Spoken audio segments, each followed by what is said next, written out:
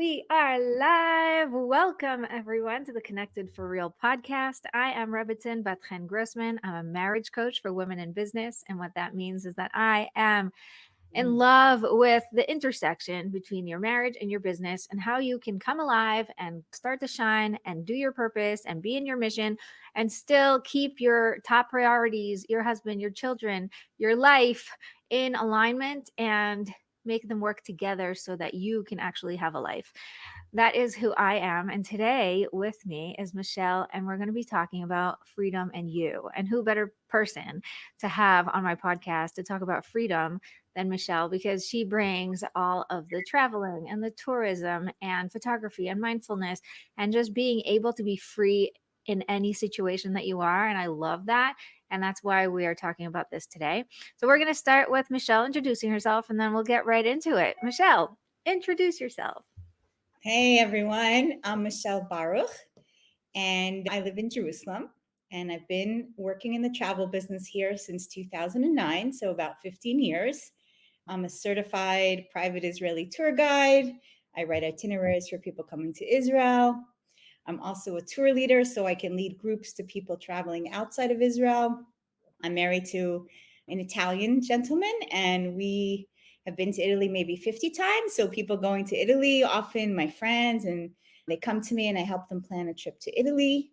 I grew up in America till about the age of 30. We made Aliyah right after September 11th. So Israelis going to America sometimes consult with me. And in general, I just love exploring Europe and the Mediterranean. And some of my favorite places are Spain and Portugal, Greece and Cyprus, Morocco, Egypt, and even big cities like London and Paris. So I try to have a memorable, wonderful experience. And I think I could offer some tips to people that'll be traveling. So wherever you'll be going, I can offer maybe some general tips about how to make your trip smoother. And as a hobby, I enjoy photography and making movies. On my iPhone camera, I have 130,000 pictures, which is not enough in my opinion. And I've just made a few documentary films. So some of these pictures are from my traveling around the world, but some of them are just in my day-to-day life, something I see that's beautiful. And I just take a moment and try to capture it. And that's something I want to talk about later with everyone as well. So that's me. Yay, this is amazing. So I love that you came prepared with tips, because a lot of people think freedom is when I could just stop everything and go away and find myself in a different location with different people around and just be able to turn everything off, right? Like just be free from all the noise and all the drama. But in reality, a lot of people who are running away from are going to find that they're just as frustrated or just as stuck in a new place because they didn't really think about what they're going to do there. They didn't prepare. So that's something that's really important, I think, for people to just realize that physically getting away is not necessarily going to do the trick if you're not prepared. So, Right. what can you tell us about how to prepare better? Well, first I want to just preface that by saying, I agree with you. It's important to get away. It's important to change location, change scenery, because it helps you to think a little bit better. You're not stuck in whatever it is you're stuck in. And by changing environment, sometimes you could see things differently or clearer. But freedom is also a state of mind. Like we learn from the Bible, on Passover, the Jews were freed from slavery and bondage, and they left Mitzrayim, they left Egypt. But in Hebrew, the word Mitzrayim could also be Meitzarim, which means a very straight and narrow place. And sometimes many of us in our lives, we get stuck or limited by various things, whether it's a relationship or something physical or something spiritual or some professional issue you're having or financial issue. And so, I believe that thinking maybe a little bit differently can help you to overcome those limitations, whatever they are. So, do you want me to keep going, or I Yeah, can? Yeah, I this mean, is this is a great point, like we are leaving the tightness and the feeling that suffocation or what you were saying, that the narrow, the uncomfortable, and we're giving ourselves permission to try new things, and we're giving ourselves permission to think differently when we're in a different place. And it also changes the way that your brain automatically reacts, because you're no longer doing the thing in a rhythm. You're not, sort of blind going through life, but you have to think on your feet when you're in a different place. So it makes sense that you're opening up to new possibilities just by changing the scenery. So, Yeah. yeah, so let's keep talking about how do we practically do that. So basically, when we travel, we change our geographic location. So we experience a new country, a city, a new landscape. We experience new foods, a new culture, new fashions, and a new language usually. So we're like completely immersed in a new place, and we need to adapt fast. And this requires mindfulness on our part. We have to understand what's going on around us. Okay. So, what I wanted to talk about regarding mindfulness is, if you haven't heard of the concept, or I looked up the definition in the Oxford Dictionary, and it says that mindfulness is two things. It's the quality or state of being conscious and aware of something, and it's also a mental state that we can achieve by focusing on the present moment and acknowledging and accepting things that come out of that, whether they're feelings or thoughts or sensations. And it's kind of even therapeutic. So that's why I gave the example of photography. Now, I've been a photographer for a long time, but even every single one of you in your day-to-day life, we have these smartphones. They're such amazing tools. And when you go on a walk outside, and all of a sudden, let's say you see a beautiful flower blooming, it's going to be spring soon. So stop and say, okay, let me take a picture of that. Let me try to capture that thing that piqued my interest for whatever reason it was, or a tree. Or if you go to the supermarket, or you go to the shuk, to the outdoor market, and you see a beautiful display of fruits and vegetables. Wow, it's so amazing. Look what Hashem created, these beautiful fruits and vegetables, or whatever it is, even your kids or your grandkids, wow, they look so cute today. I want to take a picture to remember this day where, they were all matching in matching outfits, or I don't know whatever it was, a holiday, and we're all together having a picnic, whatever it is. I think it's important, because some people just say, you know what, I'll take a picture the next time I come to this place, but it's not the same, because that moment in time passed, so I feel that that's part of improving your mindfulness, by saying, okay, I want to appreciate this moment. I take out my camera, I take a quick picture. And it also improves your photographic skills, because if every day you take one picture of something that meant something to you that day, you have kind of like a chronologue of your year, and it's just very therapeutic. It improves your mental health. And when you're down, you can open that camera and look at that picture of that flower and say, wow, yeah, I remember that beautiful rose blossoming, how amazing it was. So yeah, so that's my tips on mindfulness. And regarding traveling, if you Yeah, want me to. before you go into traveling, I really love what you're saying here is no matter where you are in the world, you can tap into freedom by tapping into your consciousness, by tapping into intentionality, by tapping into mindfulness.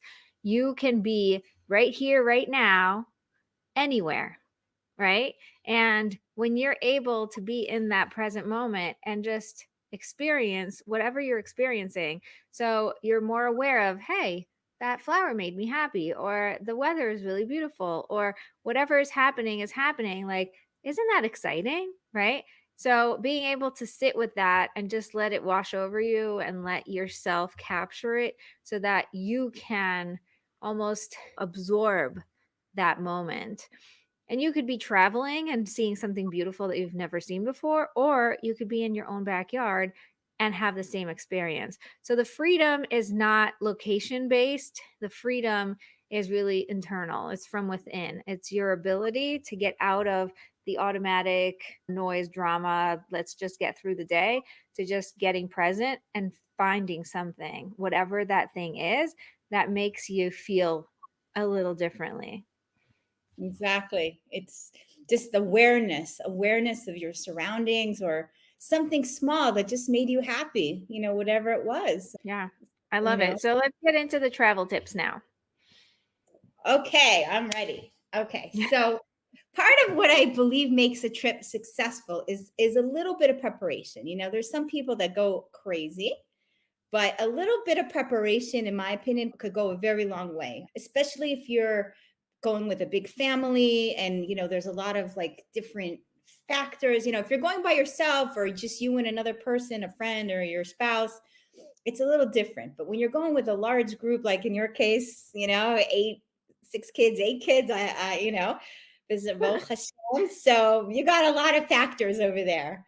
And so the first thing is, if you're traveling obviously to a different country, so you have to book your plane ticket and draft an itinerary and make a plan your accommodations. And so the first thing I say to myself is, where do I want to go? Where is it I want to go? Where have I always dreamt I want to go? Or, this place has interested me lately. Let's plan a trip there. So then I check, there's no dates that, there's no like holidays over there where everything is closed, or there's no Jewish holidays that are going to be problematic because I need to be near a synagogue, or I'll need particular things. Unless if it's on purpose, like if I go to America, I want to be there on Thanksgiving, or I want to be there on July 4th. I love those holidays, but so I would go to the websites of some ticket places like Kayak or Kiwi or Skyscanner or Expedia or one of these places, and I would check, okay, going to this location on this particular month or this particular week, what are the prices like? Does it fit my budget? Should I go a little early? Should I go a little later? Is the weather appropriate? Is it too cold or is it too hot?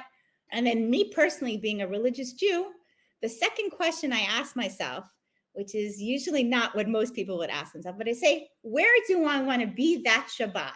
Do I want to be home? If I'm going to be in a country, where in that country do I want to be? Do I want to be in a city? Like if I'm going to be in Italy, do I want to be in Rome, where I can be in the ghetto and near a synagogue? Or if I'm going to be in London, do I want to be near Golders Green or Hendon? And after I know where I'm going and where am I that Shabbat, then I plan the rest of my itinerary. And for this, I often like to use a website called TripAdvisor. So I don't know if you guys are familiar, but TripAdvisor has like categories. It has hotels, it has restaurants, and then it has things to do. So because I eat kosher, the restaurants are not relevant because I can't eat 99.9% of those restaurants. But the things to do is a very useful aspect of TripAdvisor, because you can go to any city in the world and you could see what other people had said is the most interesting thing to do in that city. Like I was in New York a month ago and I was visiting my mom, and I haven't been in New York for a long time. So I went to TripAdvisor and it said, go to the Edge Observatory, which is this skyscraper of 100 stories, and you have a beautiful view of Manhattan. And that's what we did. We bought tickets and we went. It was really, really beautiful and we enjoyed it. And so that's something that I suggest as well, to look at TripAdvisor, things to do for ideas. And then as you plan an itinerary, you shouldn't overbook your days. You put like 2 or 3 things to make a draft. Okay, on this day, I think I want to, go to the observatory and then maybe have lunch and then maybe do one other thing. And that's what we did. We went to this museum in the afternoon that neither of us had been to. And my mom lived around New York her whole life, and she hasn't been to it was called the International Center of Photography, ICP. So we went there. That was interesting. And also to give yourself a little bit of leeway for spontaneity, for something unexpected that happened. Like that particular day, we go to the observatory and then we go down to the lower levels where they have shops and restaurants. And we didn't expect to find anything kosher there, but we got there and we heard there was an Israeli restaurant in this area. So we went to check it out. It's called Miznon. It's a famous Israeli chef.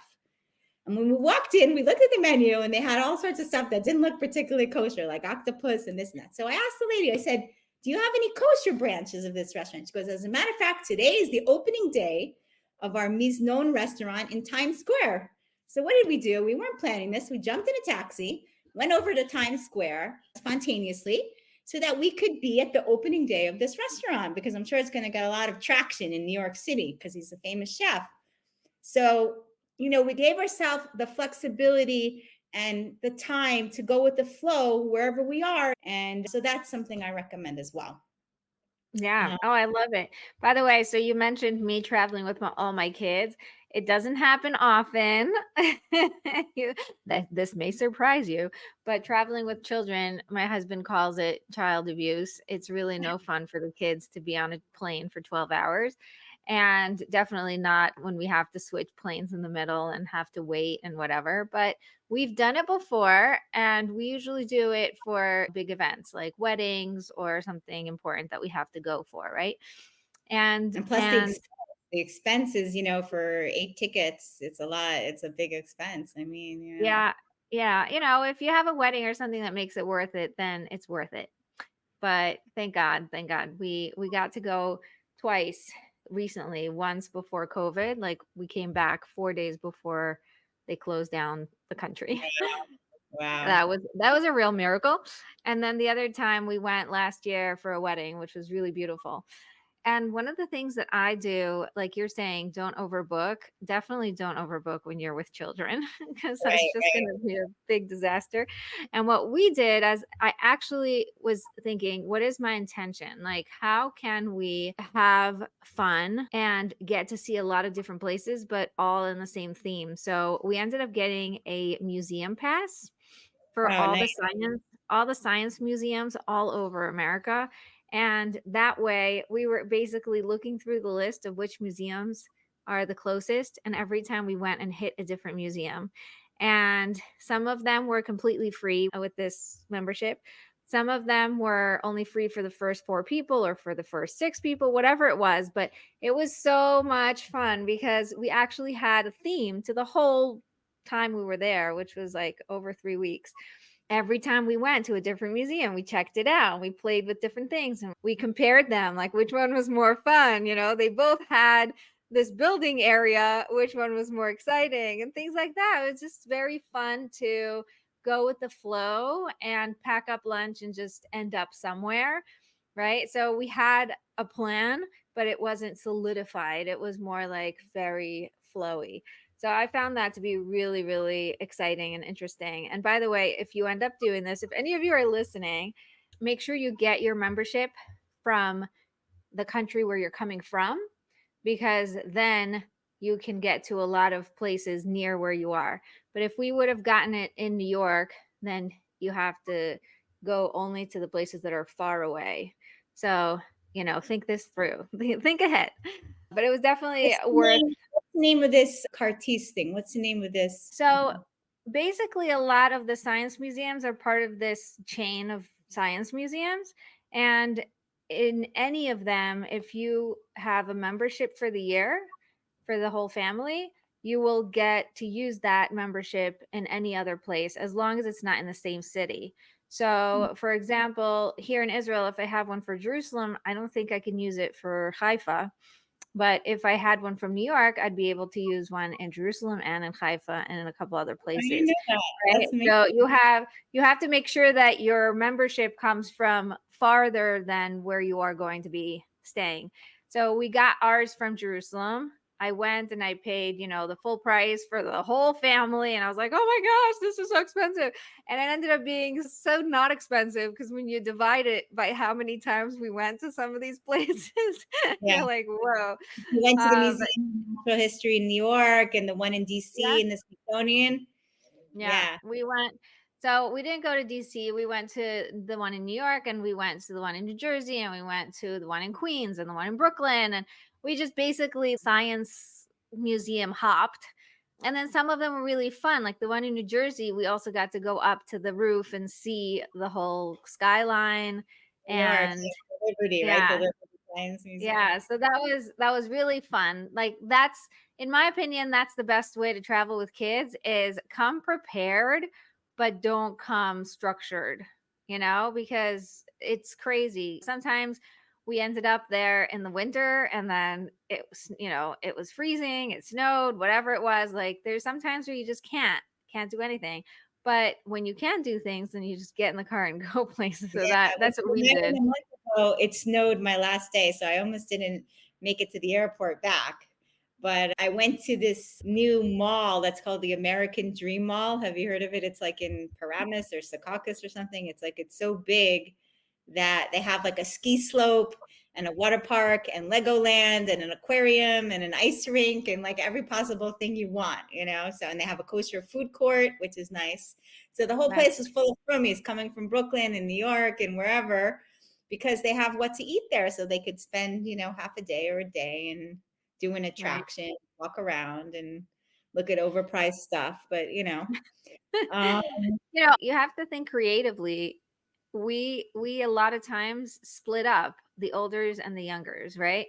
So uh, you take the older ones to wherever, I'll take the younger ones to this museum that's close by or whatever it was. Like we were able to play around with what we had thanks to the fact that we were flexible.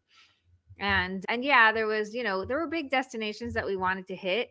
So we did every time we went, we went with like one main travel thing. So one time we went, to Pennsylvania to show them all the different things, and we actually stayed in a hotel and slept over, drove back like really slowly and had fun, fun time throughout the whole experience. So the kids got to get into a little bit of a road trip experience. And our big thing is we missed Niagara Falls because it was winter and it was really not worth it to go in the winter. But my kids really wanted to go to the Niagara Falls. But also, I feel like now I don't have those, like, it's not tingling to go anywhere. Like I'm feeling really, really nice to just stay put. And I don't know if it's the hormones of, expecting and staying home and whatever, but yeah, but also it, the war, the yeah, situation well yeah, is I not think so also, when COVID hit and they closed down the airport and people were stranded outside of Israel. And I thought to myself, oh my gosh, this is what can happen. People are sitting around wherever they're sitting in the world saying, one day when Mashiach comes, I'll just get on a plane and get to Israel. No big deal. And they never took into account that they might not be able to, this may not be an option by then. And I thought this was a real eye opener for me, just like a hit to, oh my gosh, like, yes, I want to be here now. I'm not waiting for anything. And then when the war hit and they closed it down again and everything's just sort of, mishkabobbled, which is a word I just made up, went crazy and became a mess, it made me very grateful to just be, you know. I am. I'm in my four little corners here. Like we're all safe, we're all home, thank God. And a lot of what was coming in from France, from America, from different places were like, the anti-Semitism and the everything is just scary. It's scary. So it true. also made me realize, sometimes it's okay to stay present and to stay local. And when I did feel like I wanted to get out a little bit, I actually went to a retreat here that was local in Jerusalem. Instead of trying to go far, I just changed my environment by changing the people I'm around and the location, obviously. But, that was really powerful for me, leaning into that traveling, quote unquote, without having to actually get on a plane and go anywhere. Yeah, Corona really changed the world in so many ways. Like, I mean, the school systems and travel as we know it. There was no tourism coming to Israel, so I went to study film, and that's how I became a bit of a new filmmaker. I said, there's so much beauty around Israel. Let me try to capture some of it. I did a nature series. I did a documentary about a friend, a woman I know, who's raising her grandson as her own son. She's 72. Unusual things. I remember when Corona broke, I was actually in Egypt in February 2020.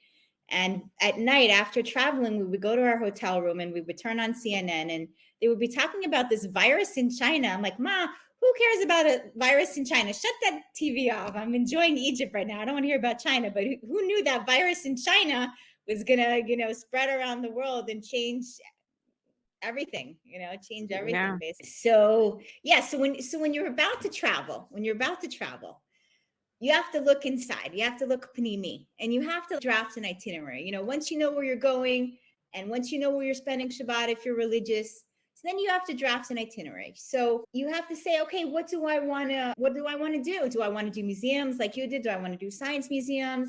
Do I want to see nature? Do I like shopping? Do I want a combination of these things? Do I want to do something extra special? Do I want to go see a Broadway play if I'm in New York or in London on the West End? Or do I want to go to a concert if there happens to be a concert that period, something unusual? And then you start planning accordingly. You start putting in a few things every day. And in general, like, I'm very old fashioned. I like to buy a guidebook of the places I'm going to, and I highlight or I put sticky things, like the old fashioned ways, and I throw that thing in my knapsack. I have it with me, in case I don't have internet where I'm going. I still have my guidebook to say, oh yeah, I need to get there. And also, like, about museums in general, especially in Europe, museums are usually closed on Mondays. So if you're going to a particular museum, you need to check which day is it that it's closed, or if there's a day when a museum is open late. For example, like in Israel, the Israel Museum is open late on Tuesday nights. So I sometimes tell my tourists, instead of taking out time from your day in Jerusalem, so go in the evening, or in the afternoon, late afternoon, it's open later. So, like, little tips like that could save you some time from, like, your daytime hours that you could actually see in the light things. Where you're in a museum, you're indoors anyway, so maybe you could do it in the evening, for example.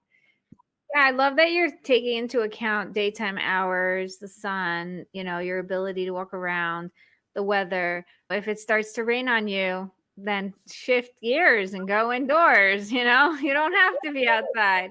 If it's a gorgeous day and you're like, why am I going out inside to be, here for half a day? Let me just go sit outside and be outside and then, come back here later. So that flexibility is, and it's part of that freedom is your ability to choose what you want to do, even in the moment, even when you already committed to something. Yeah, exactly. Being spontaneous, but also going with the flow. So yeah, another tip that I like to do is, like, let's say you're staying in a hotel or something. So when you get to a hotel, sometimes there's all these brochures at, like, in the front desk area. So I like to take a quick look for 3-4 minutes. Is there something that I didn't know about? Or, oh, maybe this ferry trip around Manhattan could be interesting. Or, like, sometimes also in the airport, when you get to a foreign airport, sometimes there's a section with brochures and things. And so that's also just for 3 minutes while you're waiting for your luggage to come out. Take a quick look and, pick up this, oh, there's this bus line I didn't know about. So I don't have to drive from, oh, I don't know, from the airport to Hendon. I could just take this national bus line to get there. Or. I have a great story about this. We were in Beit-Shean, which is, a little bit further into the desert from where I live. And we were staying there at the hotel with the whole family, like 3 generations. Was it maybe 4 generations? My grandmother, my grandfather, my parents, us, and our kids. And also, I think my brother was there with his kids. It was really, really nice.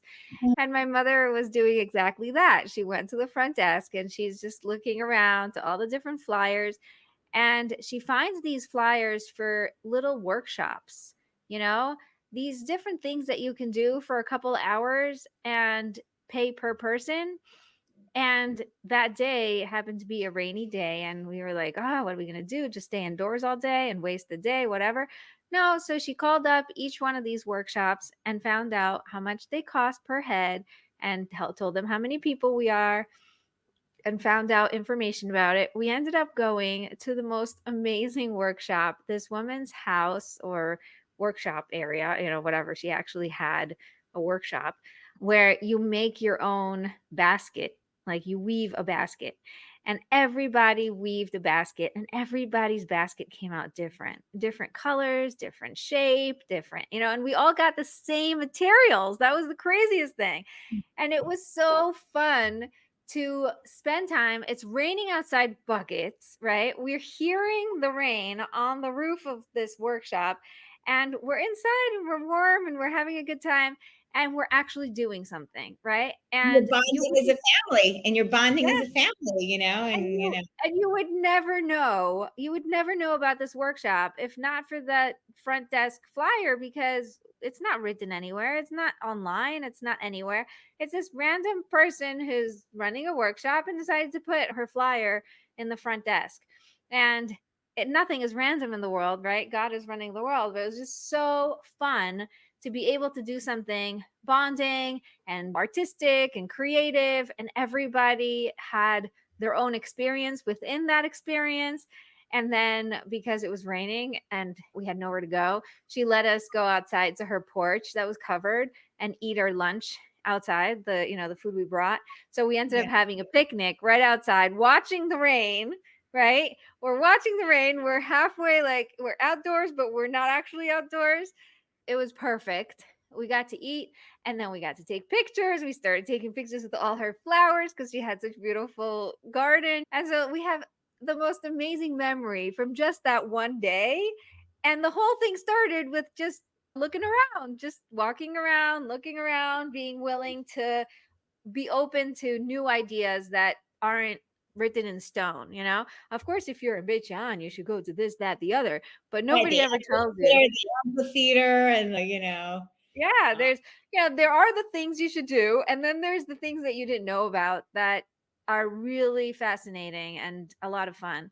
So it was one of those things, like this is a perfect example of what you're saying, when you are willing to be open-minded to hear about different experiences. Like really, when you're local in your house and everybody lives in their little corner, do you really get together and do like a 3-hour workshop to create a basket? No, like who has time? But this was a perfect time to do something that maybe otherwise it sounds silly, but it was exactly what we needed. I'm just curious, do you still have some of those baskets? Like, did you save some of them I or do. I yeah, do. yeah, Unfortunately, that's so cute because the kids, if you use them for like fruits or this there and it is. that, they'll remember. I Yeah, mean, that's there it also is. I see one of them. a little bit in my business as a tour guide in Israel. There's been people that it's their first trip to Israel, or people that it's their third trip to Israel, but I have people that it's been their 10th trip to Israel. So they want to do something different every time. Right. So I find them off the beat track kinds of places that they haven't been to, or they haven't done, or they haven't experienced this and that, or even Israelis that have lived in the States for a long time and they're coming back to visit. And I take them on a tour and they're like, wow, we grew up here and we didn't even know half these things. Yeah. So I have a friend who was on my podcast, Jody Sugar. She is so much fun.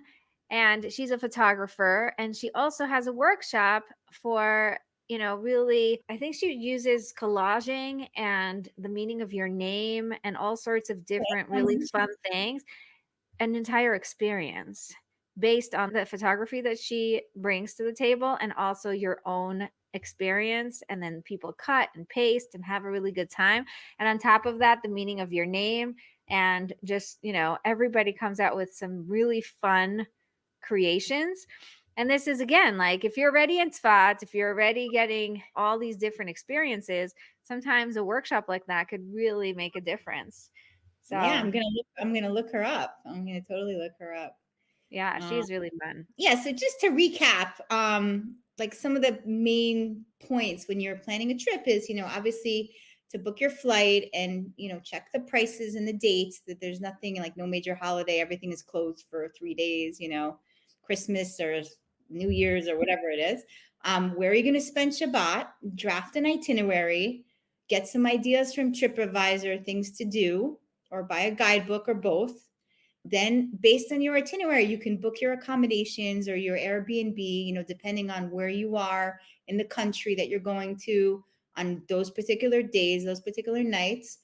If there's a special restaurant or you keep kosher or there's some dietary restrictions. So, to look into that, where is the kosher restaurant area? Maybe I need to move my hotel so I'm closer to there. So, for lunch or for dinner, when I'm tired at night after my day of touring, I could be closer to there if it's a nice area.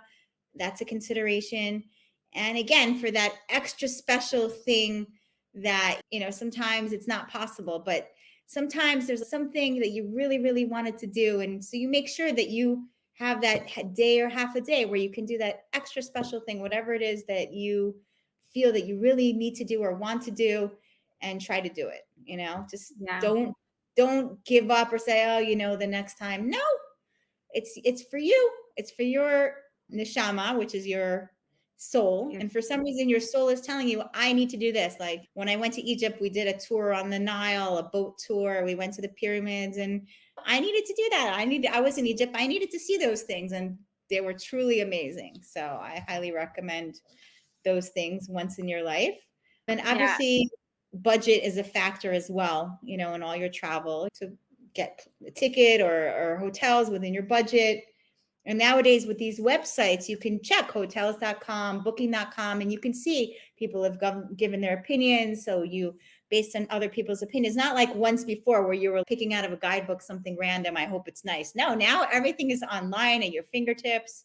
People Right. hardly use travel agents anymore. Everybody plans themselves their trips, So a little planning can go a long, long way to making your trip successful and special and memorable and I love smoother. it. Yeah, I love it. I love what you said, making priorities for yourself and actually sticking to them, because that's something that's really important. And I feel like a lot of times that's what steals your freedom, is feeling like, oh, okay, everything else came first and this thing is sort of lagging in the background and I don't want to stand up for myself, or I don't want to push too hard or whatever, so I'll just let it be. I'll let it go. And that's actually really bad. It's bad for everyone else, it's bad for you, right? Because you don't get to do the thing that makes you come alive, and everyone else ends up paying the price because now you feel icky, right? Like it's not good for you. Exactly. Yeah. Yeah, I suggest doing this also when going to places where there's family. For example, when we go to New York, obviously there's a lot of family and people I want to see. So I make a list of the people I have to see, and it's non-negotiable. And we're going to have to go to all of them. And we're going to have to spend time with all of them. So I go through and I try to squish it all in the beginning of our trip. Like as soon as we exactly. get there, I want to see you, I want to play with you, I want my kids to hang out with your kids, whatever. Because then afterwards I have the freedom to say, oh, look, we can do it again. But at least I know I did it once, right? Like having that experience off my shoulders and knowing that it was important and we got it done is something that really works for me, to be able to really feel confident about my trip, you know? I used to do the opposite when I used to come to Israel to visit before I lived here. I knew that all my relatives were going to want to see me. So I would always tell them a week later when I arrived. So I would come the first week and be completely free to go around and see things. And then they would only think I'm coming the week after. So then the week after I would go and do all my family obligated visits and all that. So, but yeah, you can play with it at the beginning or at the end because you need time for yourself. That's why you're traveling. You're traveling to see something new, experiencing something new, learn something about yourself. That's part of traveling. Oh, I didn't know that I really like this, or I didn't know that about these types of flowers, or I don't know. And who knows, it could actually lead to some business ideas or some new opportunities that you didn't expect. You just have to be open to it. You have to be, you have to be like a kli, like a vessel. You have to receive and be aware and be mindful of what's going around you, who you're meeting. And I had a lot of unexpected, when I was in DC, when I went to New York, I went down to DC and we were sitting at a cafe in our hotel. And I was having a coffee in the morning. And my mom kept saying to me, that person at the next table, she looks so familiar. She looks so familiar. And I said, yeah, she looks very distinguished. She's probably some big wig in Washington. She turned out to be the head of the World Bank. And she kept looking Wow. at us. So imagine if we had talked to her. I have a connection now at the World Bank, who knows, or you just never know who you're going to meet. The world has become a smaller and smaller place. It's like a global village. It's not like the big world that it used to be. Everything is very Yeah. closer than it used to be. Let's put it that way, with the internet and the web and everything, and Zoom Yeah. and I find that with my podcast, by the way. I went to the airport this last time. We're waiting in line for the airport, and suddenly somebody turns around and says, is that Rebbetzin Bat-Chen Grossman? Oh my gosh. And my kids are shocked. They just look at her like she's crazy. Like, my mom. And she turns to my kids and says, your mother is famous. I And love that. I love it that. I was know it's hard for so kids to say, hey, my mom has a value too, other than being a mom. Like it's hard for kids to recognize that. it was so fun. It was so cute to see, and I knew her because I actually met her on one of the Zoom calls that I did. But it happens to me sometimes with random people. They come over to me like, I know you, you don't know me. And I find that to be really fun. It just solidifies again and again the idea that we are all so interconnected and we don't know it. And when we start talking and we start connecting the dots, and it's not just that you know me from a podcast or that you've seen me on YouTube, it's that, oh, I know somebody on your street and whatever. It's like all these different Jewish geography. connections. Jewish Yeah. geography. So it's really fun. It's really fascinating. Well, I actually, when I was in the States, I saw this really cute greeting card. So I just thought I would tell you what it said because it really spoke to me, and I thought it was great advice. Okay, basically it says some advice from a sea turtle. Okay, and this is what it said. It says, swim with the currents, be a good navigator, stay calm under pressure. In our case, when we're traveling, and spend time at the beach or anywhere near water. That's my passion. I love anything water related. And my email is israelwatertours@gmail.com if anybody wants to reach out to me after, because I do also a kind of agro and water tour. That's another niche I have within tourism that nobody else really does. So, and the late Chief Rabbi of England, Lord Rabbi Jonathan Sachs, he says basically a famous quote that to be a Jew is to travel. So that would be my parting advice to everyone, to travel more. And if you can't travel far, so just travel in your local town, go to a new place, go to the next town and see something new over there, and be aware of your surroundings. And if you enjoy it or you feel something, so take a picture to remember it, and just up your awareness in your everyday lives. And that'll help you break through some of your restrictions and some of your constrictions in life. And maybe good things will happen as a result. So you just I keep love plugging along, keep plugging along. But I look love at it. things differently, with a little more Yeah. optimism, a little more, the cup is half full, instead of the cup is half empty. Yes. And Oh, I love what you said about staying local and just finding out about your own town. So the first thing that came up to me is people who live in the old city and never go down to the Western Wall. It's just like, oh yeah, it's my backyard, but whatever. And it happens all the time. People are like in New York and they never go to Times Square because like, oh, why bother? Whatever, things like that. Take a pause, take half a day or a day and just go wherever you are, explore the place where you live. And we actually did this on, I think it was Passover last year. My grandparents came, my parents were here. Again, we like to do things with generations around here. And they were all staying at my house. So during the, middle of the week, we we took them down to the forest. Like the forest that's right here in our own town. Like we didn't even have to get out through the what yellow town gate. do you live in? What town do I you live live in? I live in Kochav Yaakov, is Oh, north. Yeah, it's like 15 minutes northeast of Jerusalem. So it's really close. Instead of having to go anywhere because they were like heavy and not feeling good, I said, you know what? Let's just take you out. And we drove down to the edge of the town. We took the right and parked the car and just walked along the forest. And suddenly they came alive. They became from heavy and old and no, we don't want to do anything to look at this. Wow. And this and that, the flowers, the trees, the sun, the pictures. And they- of course, we had so much fun. I took pictures of them holding hands, walking on the little path. It that's was so so cute. exciting.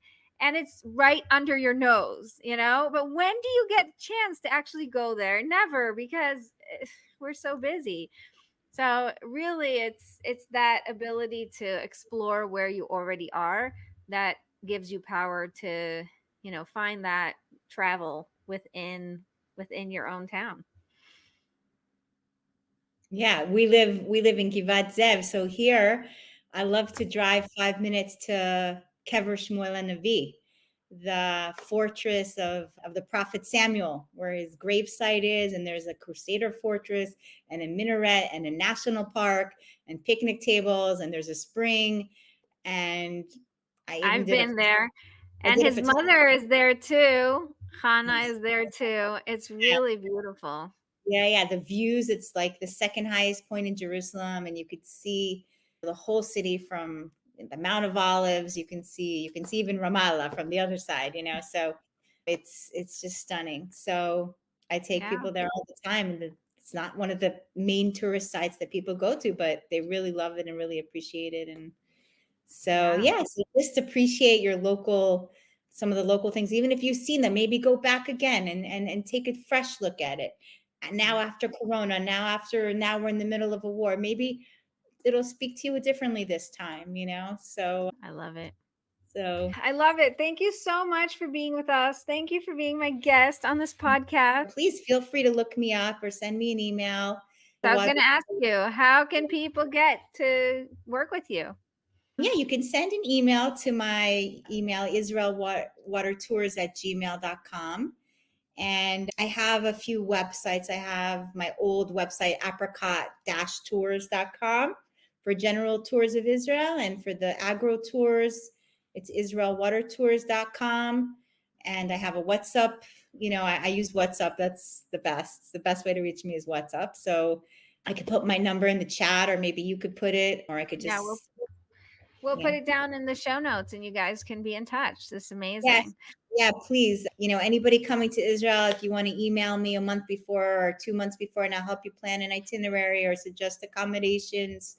Or if you need a private guide for 1 day or 2 days or a few days, whatever it is, if I'm available, I'll be glad to take you around. And I Yeah. have a van, and my tourists are very happy with.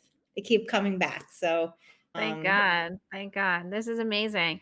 This has been amazing. You guys, make sure you come back again for next week where we have more amazing guests. And don't forget to be connected for real. Thanks so much, Michelle.